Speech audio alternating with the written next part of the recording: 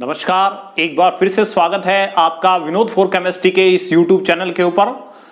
Previous video के अंदर हमने जो जीरो ऑर्डर रिएक्शन है या शून्य कोटि जो अभिक्रिया है उसकी समाकलन वेग समीकरण, उसकी अवकलन वेग समीकरण, उसकी यूनिट क्या होगी, वेग व्यंजक की, सांद्रता और समय के बीच ग्राफ क्या था, और लास्ट हमने पढ़ा था कि उस शून्य कोटि अभिक्रिया का अर्धायुकाल का फॉर्मूला क्या था। ठीक है, थोड़ा सा संक्षिप्त में बता दूं मैं कि हमने ये फॉर्मूले पढ़े थे। फाइनल फॉर्मूला K0 बराबर R0 माइनस में R बटे T। ठीक है, ये फॉर्मूला पढ़ा था शून्य कोटि अभिक्रिया के लिए समाकलन वेग समीकरण का फॉर्मूला था। और अर्धायुकाल का जो फॉर्मूला था वो कुछ इस टाइप से था, R0 बटे 2K0। ये दो फॉर्मूले हमने पीछे के प्रीवियस एपिसोड के अंदर लर्न कर लिए थे। ठीक है, शून्य कोटि अभिक्रिया से संबंधित ही कुछ महत्वपूर्ण बातें और देखें, हम एक एक करके देख रहे हैं, उसके बाद इसके न्यूमेरिकल देखेंगे। फर्स्ट बात करूं तो पहली बात हमने प्रीवियस वीडियो के अंदर यहां से की थी कि शून्य कोटि अभिक्रिया का जो अर्धायुकाल होता है वो अभिकारक की प्रारंभिक सांद्रता पर निर्भर करता है। यानी अर्धायुकाल है वो प्रारंभिक सांद्रता पर क्या कर रहा है, निर्भर कर रहा है। इसका मतलब अर्धायुकाल अभिकारक की प्रारंभिक सांद्रता के डायरेक्टली समानुपाती है। पहला नोट डाल के हमें ये लिखना है उस समाकलन वेग समीकरण के बाद कि शून्य कोटि अभिक्रिया का अर्धायुकाल अभिकारक की प्रारंभिक सांद्रता पर निर्भर करता है। ठीक है, यहां से ये क्लियर हो गया। दूसरा देखिए, इस समीकरण को हमने जब प्राप्त किया था उससे पहले हमने एक फॉर्मूला पढ़ा था शुरू में, जब हम इनिशियल में स्टार्ट कर रहे थे, dr बटे dt समानुपाती R0। ठीक है, R की पावर क्या लिखा था हमने, 0। इसका मतलब यह था कि शून्य कोटि अभिक्रिया का जो वेग होता है वो अभिकारक की प्रारंभिक सांद्रता पर निर्भर नहीं करता। दो चीजें इंपॉर्टेंट है, ध्यान दें यहां पर कि दूसरा पॉइंट ये कहता है कि अभिक्रिया का जो वेग है dr बटे dt के पदों में लिखा है अभिक्रिया का वेग, वो अभिकारक की प्रारंभिक सांद्रता पर निर्भर नहीं करता। जबकि यहां ऊपर वाले स्टेटमेंट में क्या लिखा है हमने कि शून्य कोटि अभिक्रिया का अर्धायुकाल जो होता है वो तो अभिकारक की प्रारंभिक सांद्रता पर निर्भर करता है, लेकिन अभिक्रिया का जो वेग होगा वो अभिकारक की प्रारंभिक सांद्रता पर निर्भर नहीं करेगा। ठीक है, तीसरी इंपॉर्टेंट बात देखें कि मैं ये कह दूं कि इस शून्य कोटि अभिक्रिया को 100% कंप्लीट होने में कितना टाइम लगेगा। ये तो हमने बात की किसकी, 50% कंप्लीट होने की। हम ये कहते हैं कि सारा का सारा जो अभिकारक है वो किस में तब्दील हो जाए, प्रोडक्ट के अंदर तब्दील हो जाए, या मैं कह दूं सारी अभिक्रिया है वो कंप्लीट रूप से हमारी संपन्न हो जाए। जब कंप्लीट रूप से संपन्न होगी तो फॉर्मूला देखिए हमारे पास क्या है, K0 बराबर R0 माइनस में R बटे T, यही फॉर्मूला है। यहां से देखें R0 हमने कहा था अभिकारक की प्रारंभिक सांद्रता, प्रारंभिक तो हम 100 लेकर ही चल रहे हैं, लेकिन शेष मात्रा कब, ये शेष मात्रा होती है, लेकिन हमने कहा है कि अभिक्रिया कितने प्रतिशत कंप्लीट हो, 100% कंप्लीट हो, यानी T कितना लेना है हमें, 100% लेना है।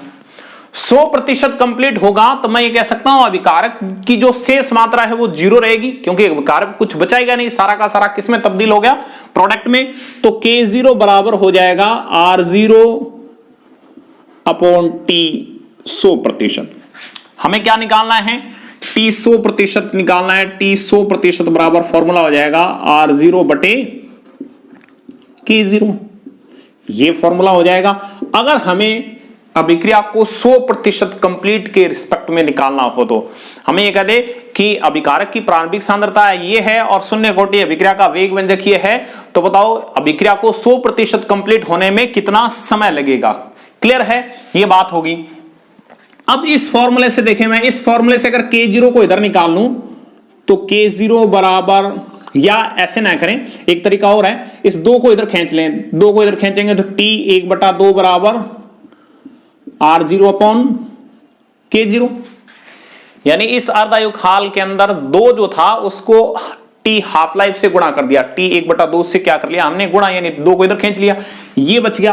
अब ये देखें, इसको इसके साथ कंपेयर करें, ये दोनों एक ही चीज है, यानी इसको इसके साथ कंपेयर करें तो फाइनल रिजल्ट क्या आया, यानी R0 बटे K0, R0 बटे K0। इस R0 बटे K0 के बराबर क्या लिख सकता हूं मैं, T 100% लिख सकता हूं, T 100% इंटू T 50%।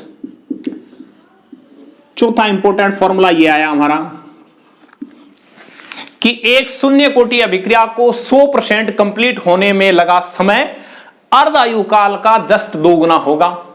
मुझे यह कह दे कि एक शून्य कोटि अभिक्रिया है वो 10 मिनट में आधी कंप्लीट हो रही है, 50% कंप्लीट हो रही है, तो पूरी अभिक्रिया को कंप्लीट होने में कितना समय लगेगा, तो मैं उस समय को कितने से गुणा कर दूंगा, 2 से गुणा कर दूंगा। ठीक है, ये ऑब्जेक्टिव या कंपटीशन एग्जाम के लिए ये फॉर्मूले बहुत इंपॉर्टेंट होते हैं, क्योंकि वहां हम बड़े बड़े डेरिवेशन है वो नहीं कर सकते, फॉर्मूलों से नहीं कर सकते, ये डायरेक्ट काम में आते हैं। तो शून्य कोटि अभिक्रिया को 100% कंप्लीट होने में लगा समय अर्ध आयु काल का क्या होता है, 2 गुना होता है। क्लियर है, ये सिद्ध करना भी आ सकता है, तो सिद्ध करना है तो हम लिख देंगे अर्ध आयु काल का फॉर्मूला बनाएंगे पहले, और फिर किसका बनाएंगे, T 100% का बनाएंगे, फिर दोनों को तुलनात्मक रूप से देखेंगे तो फाइनल रिजल्ट हमारे पास क्या आएगा कि T 100% अभिक्रिया को कंप्लीट होने में लगा समय अर्ध आयु काल का क्या होता है, 2 गुना होता है। क्लियर है। उसके बाद चौथा पॉइंट देखें, ये सारी बातें इंपॉर्टेंट है, ध्यान रखना शून्य कोटि अभिक्रिया के लिए। शून्य कोटि अभिक्रिया में देखें कुछ इस टाइप से 100% या कह दो मैं अभिकारक है वो कितना लेकर चला मैं, 100 लेने के बाद जैसे जैसे अभिक्रिया शुरू होती गई, यानी अभिकारक है वो उत्पाद में बदलता गया, तो पीछे मात्रा, शेष मात्रा है वो कितनी रहेगी, 50। यानी 100 लेकर चले थे, शेष कितनी रहेगी, 50। इसका मतलब T 50%, यानी अर्ध आयु काल हो गया एक तरह से ये, क्योंकि अभिकारक की 100 लेकर चले थे मात्रा हम और 50। अब इस 50 का आधा करें तो कितना, 25। यानी ये जो 50 है इस 50 को वापस 25 होने में नहीं, यानी यहां पर एक अर्ध आयु काल और लगा है, इसको मैं T2 अर्ध आयु काल दे दूं, इसको T1 दे देता मैं। इसी तरह 25 का आधा किया 12.25, 12.25 नहीं 250, T3। इसका मतलब इनिशियल का 50% कंप्लीट होने में पहला अर्ध आयु काल, उसके बाद जो 50 बचा उसका भी आधा होने में लगा समय कौन सा, T2। 25 का भी आधा होने में समय जो लगा वो कौन सा, T3। और 12.50 का आधा होने में भी समय जो लगा उसको मान लिया हमने T4। यहां T1 है, यहां T2 है, यहां T3 है और यहां क्या है, T4 है। T1 में जो समय लगेगा वो सबसे ज्यादा होगा, T2 में उससे कम लगेगा, T3 में उससे कम लगेगा, T4 में उससे कम लगेगा। यानी एक तरह से मैं क्रम देखूं तो प्रथम अर्ध आयु काल जो होता है शून्य कोटि अभिक्रिया में जो लगाएं, वो प्रथम अर्ध आयु काल का मान ज्यादा होगा किससे, जो रिमेनिंग के ऊपर फिर अर्ध आयु काल हमने लगाया T2, फिर इस रिमेनिंग के ऊपर लगाया, इसका आधा होने में T3, इसका आधा होने में T4। यानी सबसे ज्यादा पहले अर्ध आयु काल के अंदर समय लगेगा, उससे कम दूसरे अर्ध आयु काल में, उससे कम तीसरे अर्ध आयु काल में, उससे कम चौथे अर्ध आयु काल में और उससे कम पांचवें। दूसरी इंपॉर्टेंट बात यह है कि 100% से 50% कंप्लीट होने में कितना समय लगा, T1 लगा, यानी ये अर्ध आयु काल है, ध्यान रखना 50%। अब देखें आगे जो बच गए कौन, T2 प्लस में T3 प्लस में T4 dash dash dash Tn, जो भी होगा। यानी इससे आगे जितना भी समय लगेगा वो समय टोटल करेंगे तो वो T1 के बराबर ही होगा। इसका मतलब यह है कि 50% कंप्लीट होने में अगर 20 मिनट लगे हैं तो आगे सभी जितने भी अर्धायु काल है उन सभी अर्धायु काल का मान है वो कितना आएगा, 20 ही आएगा। ठीक है, इसके बराबर होगा, क्योंकि यहां मैं कह दूं 20 मिनट लगे हैं और 50% अभिक्रिया कंप्लीट होगी, इसका मतलब 50% और रहेगी, तो 50% आगे कंप्लीट और होने में कितने मिनट लगेंगे, 20, टोटल कितने 40। ये फॉर्मूला भी कह रहा है। क्योंकि 50% कंप्लीट होने में कितना टाइम लगा, 20 मिनट, 2 से गुणा किया तो 100% कंप्लीट होगी। इसका मतलब ये दो संबंध भी आपको क्या करने हैं, ध्यान रखने हैं, किसके अंदर, शून्य कोटि अभिक्रिया में। ठीक है, तो शून्य कोटि अभिक्रिया के अंदर पहला स्टेटमेंट ये बोला है मैंने कि शून्य कोटि अभिक्रिया का अर्धायुकाल है वो अभिकारक की प्रारंभिक सांद्रता पर निर्भर करता है, जबकि शून्य कोटि अभिक्रिया का जो वेग होता है वो अभिकारक की प्रारंभिक सांद्रता पर निर्भर नहीं करता। तीसरा जो फॉर्मूला बनाया था K0 के पदों में हमने R0 माइनस में R बटे T, यानी यहां तीसरे के अंदर मैं अभिक्रिया को 100% देख रहा हूं, 100% कंप्लीट होने में कितना समय लगेगा, 100% कंप्लीट होने में इतना समय लगा था। इस 100% कंप्लीट होने में लगे समय को कंपेयर किया था मैंने किससे, अर्धायुकाल से, तो हमारा समझ बना था T 100 बराबर 2 इंटू T 50%। ठीक है, यानी 100% कंप्लीट होने में लगा समय अर्धायुकाल का जस्ट क्या होगा, 2 गुना होगा। यहां तक क्लियर हो गया था। उसके बाद देखें, ये डायरेक्ट अगर फॉर्मूला लेना हो तो ये ले सकते हैं। अगर T 100% कंप्लीट की निकालनी है, अभिकारक की प्रारंभिक सांद्रता दी जाए, K0 दिया जाए, तो इस T 100 को इधर ले जाएंगे और 100% कंप्लीट की निकल जाएगी। इसी तरह चौथा पॉइंट है कि 100 में से 50 कंप्लीट होने में, यानी 100 में से 50% आगे चले जाने में या अभिक्रिया 50% कंप्लीट हो जाने में T1 समय लगा।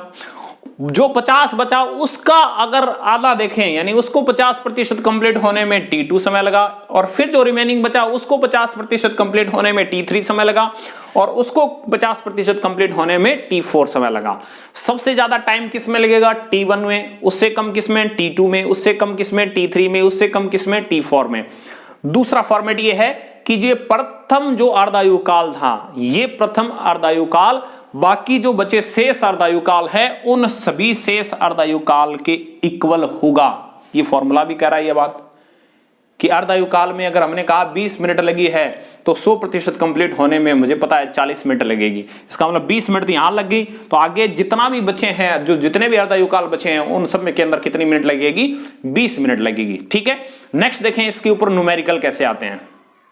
पहला क्वेश्चन देखें शून्य कोटि अभिक्रिया के ऊपर।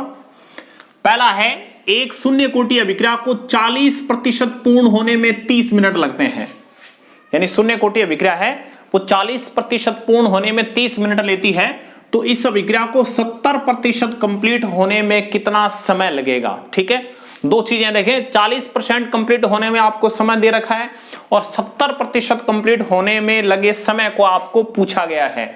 ठीक है, देखें सॉल्यूशन कैसे निकालना है, इसका आंसर क्या निकालेंगे।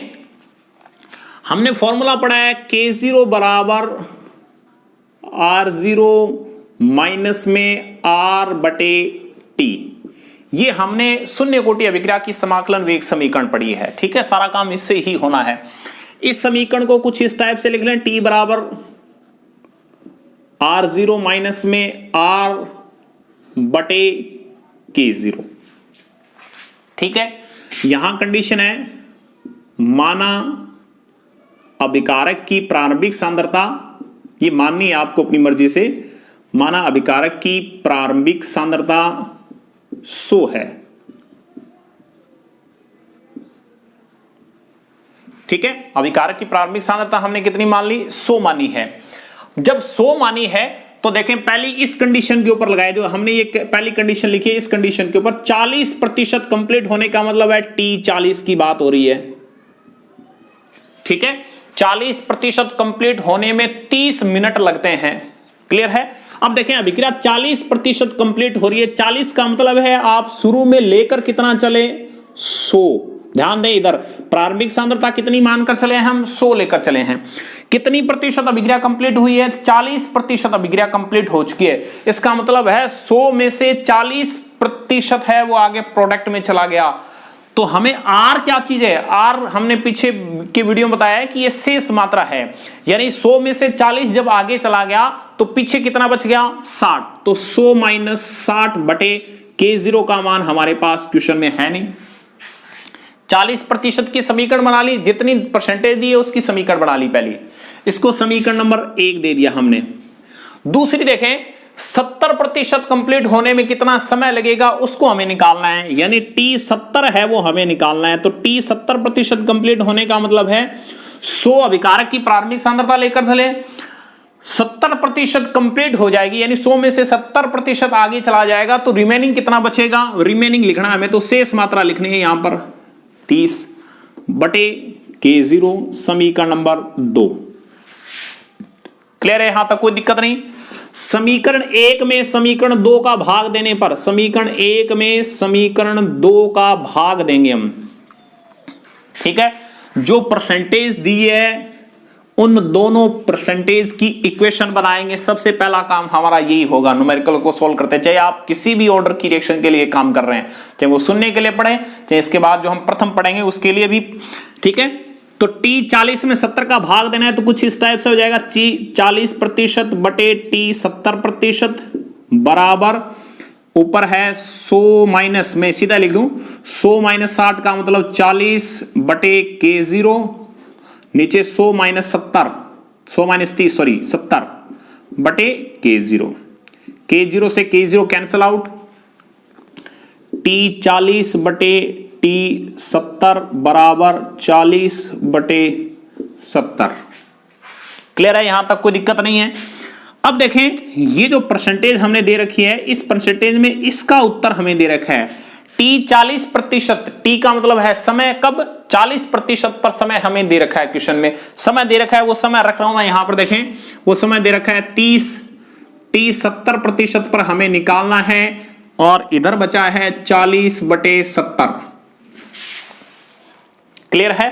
ठीक है, पक्षांतर कर दें, T 70 को उधर ले जाएं, T इसको इधर ले आए, फाइनल में रिजल्ट देखो तो कुछ इस टाइप से आएगा, देखें T 70 बराबर 30 इंटू 70 बटे 40, 0 से 0 कैंसल, क्या आ जाएगा? 21 210 बटे 4, 210 बटे 4 में भाग दिया, 5 बार गया, 20 1 10, 2 बार गया, बच के 2 20 4, कितनी मिनट लगेगी? 52.4 मिनट के अंदर अभिक्रिया है वो 70% कंप्लीट हो जाएगी। ठीक है, बोर्ड एग्जाम में आपको ऐसे ही करना है जैसे हमने किया है कि वी नो दैट, हम जानते हैं समीकरण समाकलन वेग समीकरण जो क्या है, उससे हमने टी के पदों में टी 40% दे रखा था और एक 70% का आंकड़ा दे रखा था, उन दोनों को लिख लिया। ठीक है, अब ध्यान दें, जब आप ऑब्जेक्टिव पर आ जाएं, किसी कंपटीशन एग्जाम में आ जाएं, तब देखें ऐसे क्वेश्चन को सॉल्व कैसे करेंगे।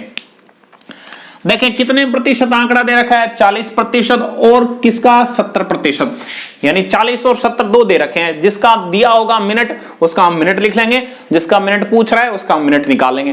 देखें T 40, तो T 40% लिखेंगे, और दूसरा कौन सा है? T 70, यानी ये जो परसेंटेज दे रखी है, ध्यान रखना ये जो बात बता रहा हूं वो शून्य कोटि अभिक्रिया के लिए ही होगी। शून्य कोटि अभिक्रिया में जो दो परसेंटेज आपको दे रखी है 40% और 70%, तो T 40% बटे लिख दें T 70%। जो दो परसेंटेज दी जाए, यहां को जरूरी यहां दे दे वो 60% कंप्लीट होने में इतना समय लगा, तो बताओ 80% कंप्लीट होने में कितना समय लगा? तो एक 60 की समीकरण बनी हमारी और एक 80 की बनेगी, तो यहां 60 बटे 80 लिख दे, लेकिन यहां हमारे एजुकेशन में 40 और 70 है तो 40 बटे 70। अब देखिए यहां ऊपर कितना लिखा है? T 40 लिखा है तो ऊपर भी 40 ही लिख दें आप, और T 70 है तो नीचे भी कितना लिख दें? 70। ध्यान रखना ये शून्य कोटि अभिक्रिया में ही ऐसा करना है आपको। फॉर्मेट बन गया ये फाइनल, ये फॉर्मेट यहां आया था। देखो आप, अगर T 60 होता तो मैं यहां 60 लेता, T 80 होता तो यहां T मैं 80 लेता।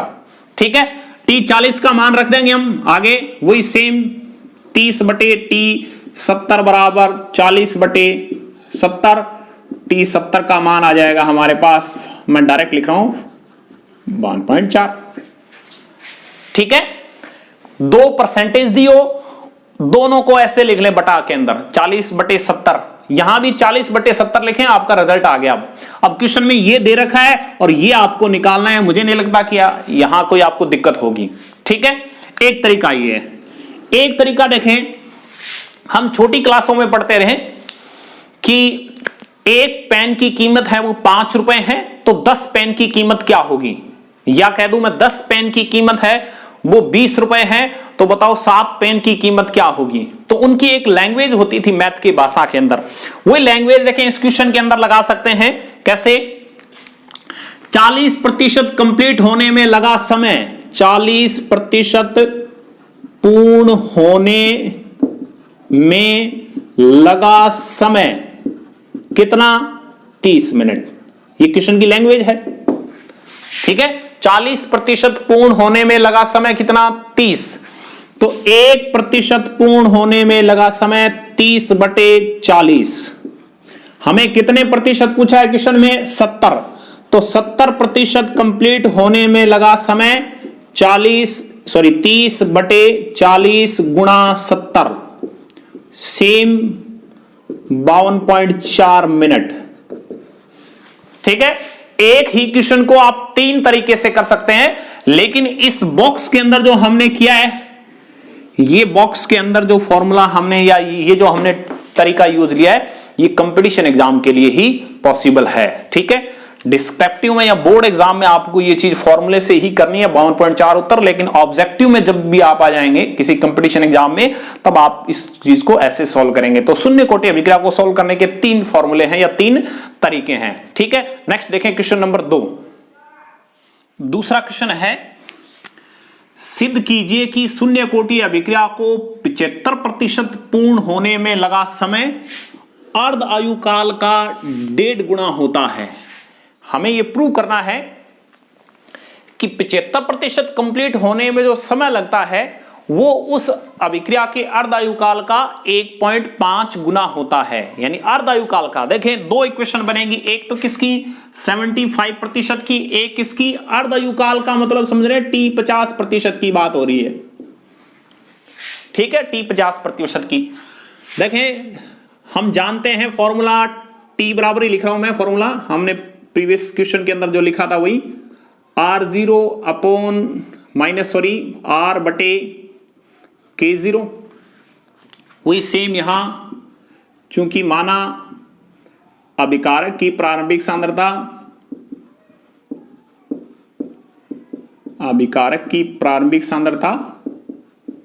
100 है, ठीक है। अभिकारक की प्रारंभिक सांद्रता कितनी मान ली? 100। अब देखें T 75% की समीकरण बनाई हमने, एक प्रारंभिक सांद्रता कितनी लेकर चले? 100। 75% का मतलब है अभिक्रिया 75% कंप्लीट हो चुकी है। 75 यानी 100 में से 75% भाग है वो आगे चला जा चुका है प्रोडक्ट की तरफ। तो पीछे कितना बचा? 25/K0। फिर दूसरी किसकी बनानी है? 50% की बनानी है। 50% में देखें अर्ध आयु काल पूछा है, अर्ध आयु काल का 1.5 गुना है, इसका मतलब दूसरी इक्वेशन किसकी बनेगी? अर्ध आयु काल की बनेगी। तो अर्ध आयु काल बराबर क्या हो जाएगा? 100 माइनस में 50/K0, क्योंकि प्रारंभिक कितनी है? 100, शेष कितनी बची है? 50, क्योंकि 100 में से 50% कंप्लीट हो गई, इसका मतलब 50 आगे चलेगी। तो 100 माइनस 50/K0। वरना ये भी कर सकते थे, हमारे पास ये फॉर्मूला भी है, R0/2K0, ऐसे भी है।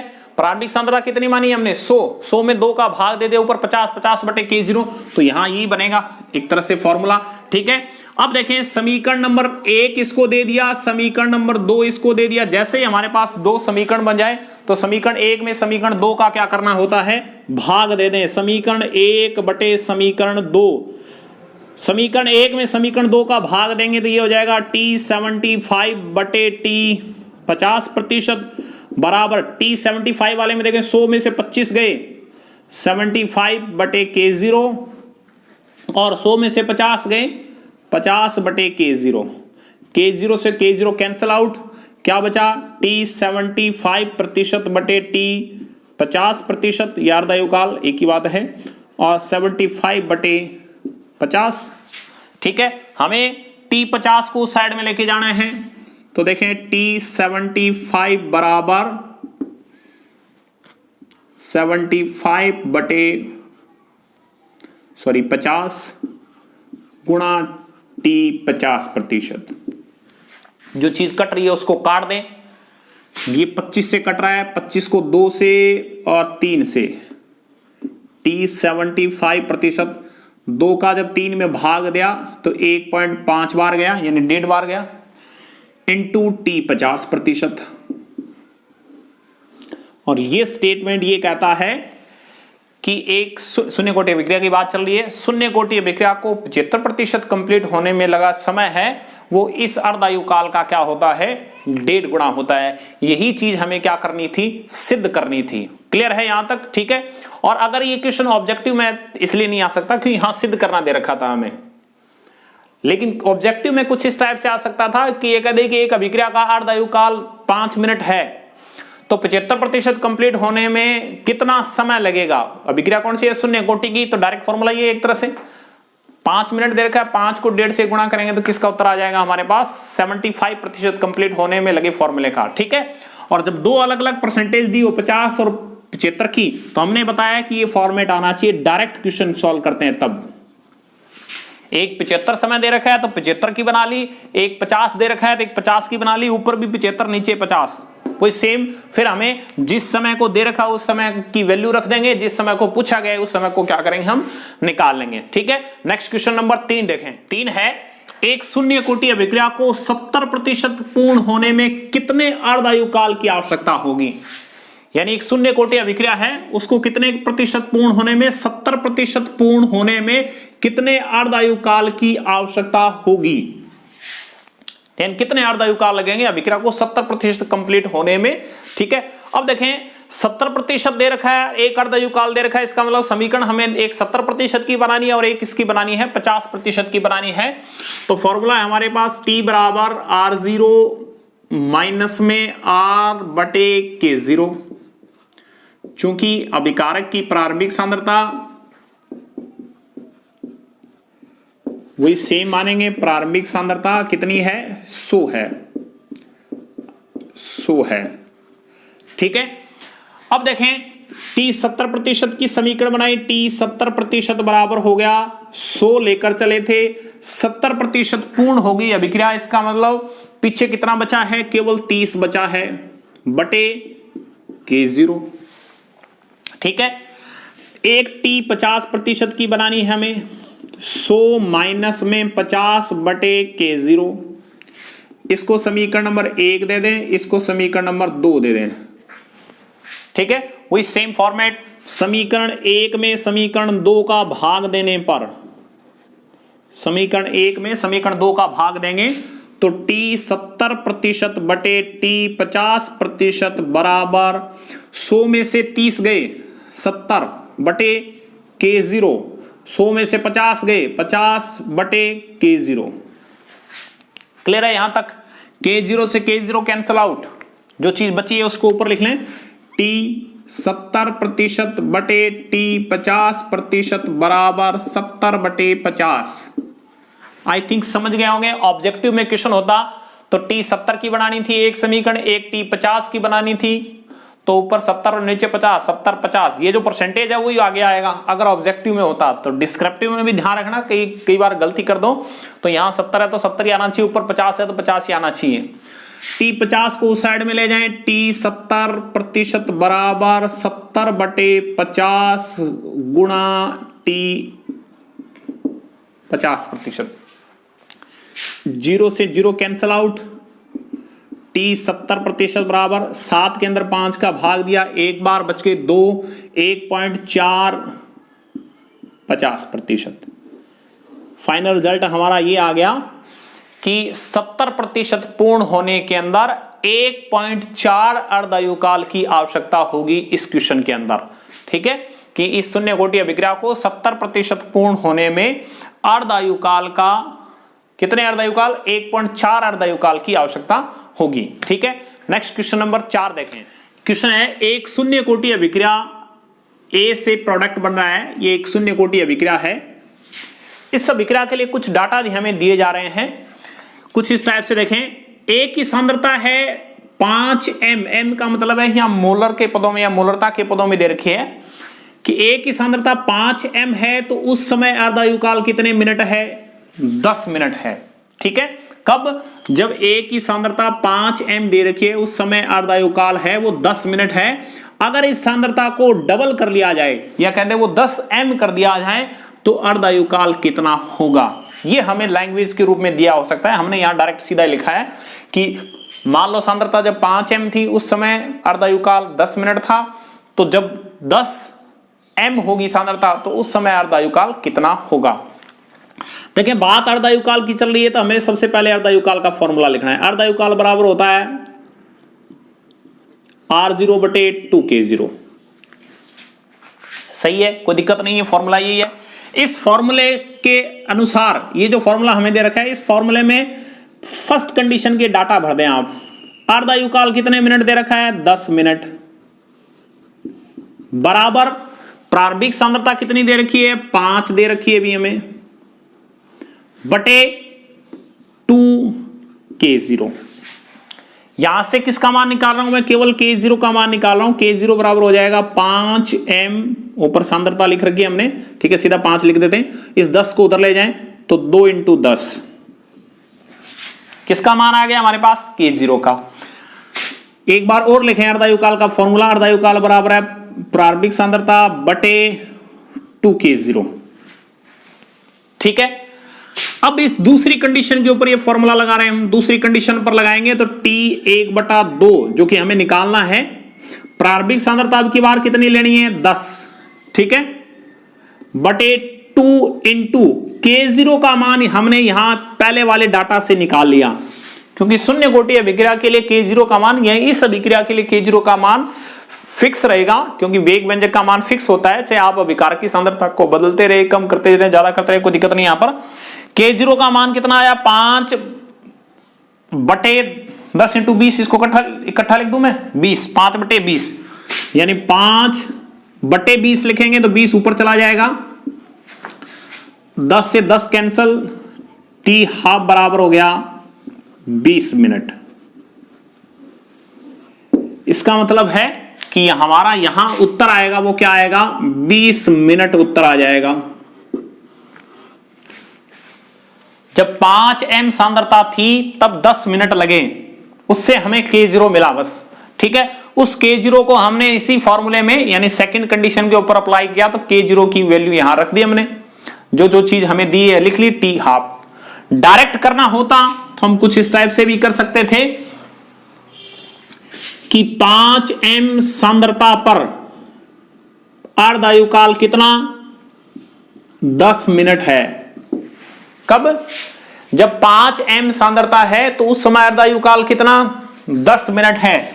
जब 1m सांद्रता होगी उस समय अर्धायुकाल 10/5, और हमें कितने पे पूछा है? 10m पे पूछा है, तो 10m सांद्रता पर अर्धायुकाल है वो 10/5 गुणा 10, 2 से काट दिया, उत्तर वो भी 20 मिनट ही आएगा,